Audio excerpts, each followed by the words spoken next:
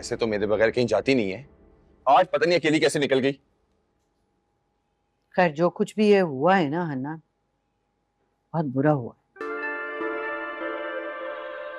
हम तो उसे दुकान की फाइल दिखा भी नहीं सकते, जाहिर है उसकी अपनी दुकान के हैं तो ना तुम्हारे पास पेपर।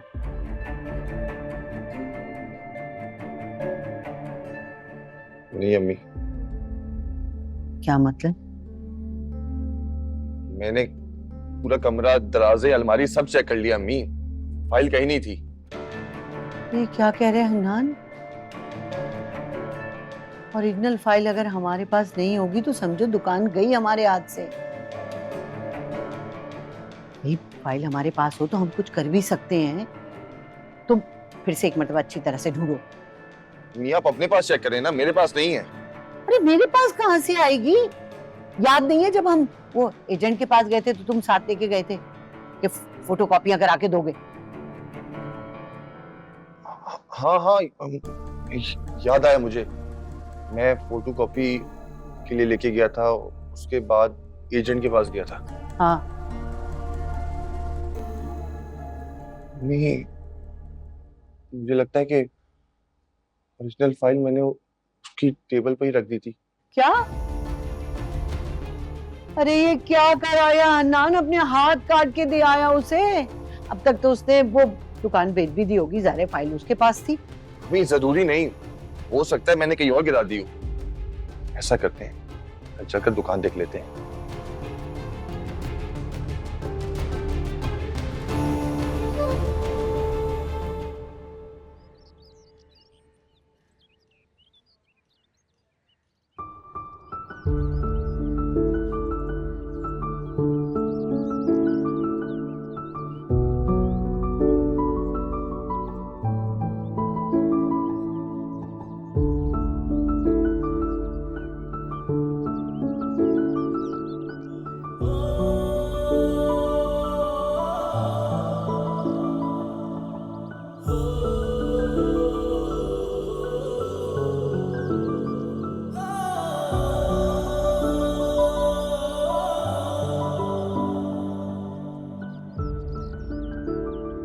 मनाहिल,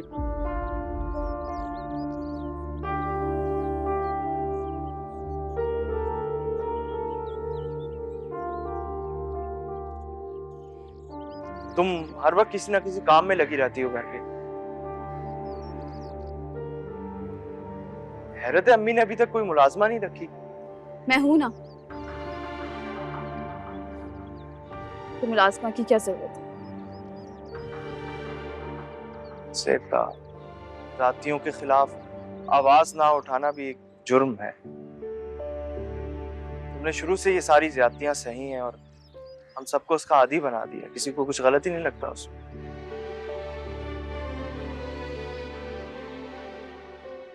मैंने बहुत गलत किया तुम्हारे साथ, लेकिन तब भी तुम खामोश रही, तुमने कुछ नहीं बोला। आवाज उठाती तो जाती कहाँ? औरत हूं ना, तहफ्फुज़ भी तो चाहिए। पढ़ी लिखी हो, अपने पाँव पे खड़ी हो, इस घर की मालिक हो, तुम्हें कहीं जाने की क्या जरूरत है?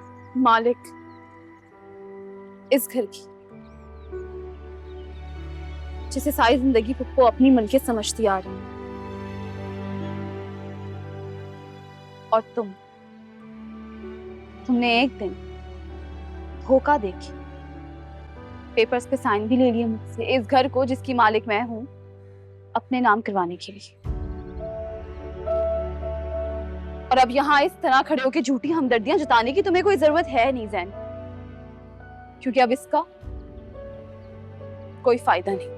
मानता हूं हम सबने बहुत गलत किया तुम्हारे साथ, बहुत बुरा किया, लेकिन गुजरा हुआ वक्त वापस नहीं आ सकता। और सच कहूं, मैं तो अपने आप को इस काबिल भी नहीं समझता कि तुमसे माफी भी मांग सकूं। मैं बस ये चाहता हूं कि तुम्हारी आगे की जिंदगी अच्छी गुजरे। अपनी ये सारी मेहरबानियां अपने तक रखो, यही बेहतर है। मैं अब अपना अच्छा बुरा सही से समझती हूँ। और तुमसे तो मैं बात भी नहीं करना चाहती। पता नहीं क्यों मैं यहाँ सवालों के जवाब देने खड़ी हो गई।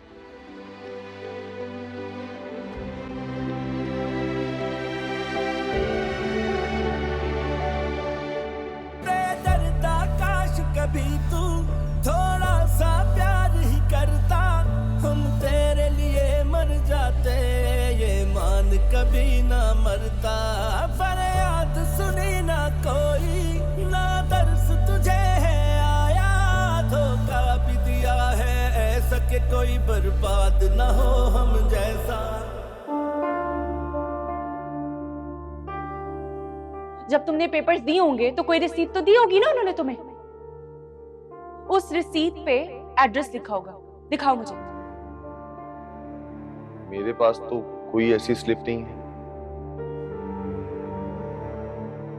ठीक है, ओरिजिनल पेपर्स तो है ना तुम्हारे पास, उसकी फोटोकॉपी थी ना, दो। वो हाँ हाँ बेटा, है हमारे पास ओरिजिनल पेपर भी, फिलहाल तो बैंक में रखे हैं ना। मैं तुम्हें क्या समझती थी और तुम क्या निकले हनान।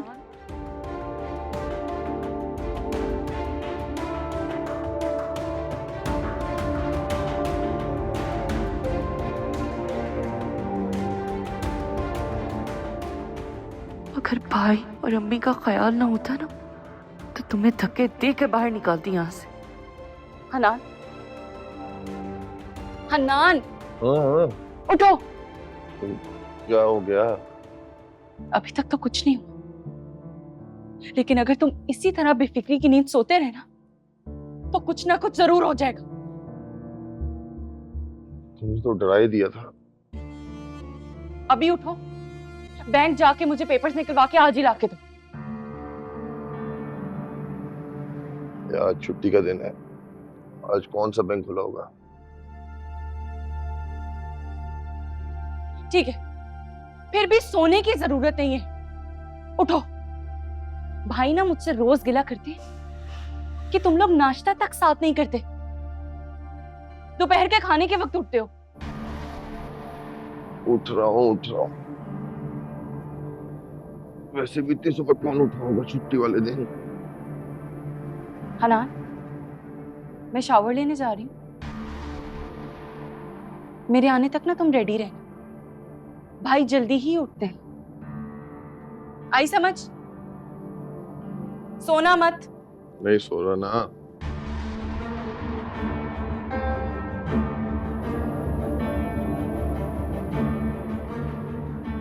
बर्दाश्त कर रहा हूं, मजबूरी है, वरना 1 मिनट में दिमाग दुरुस्त कर देता।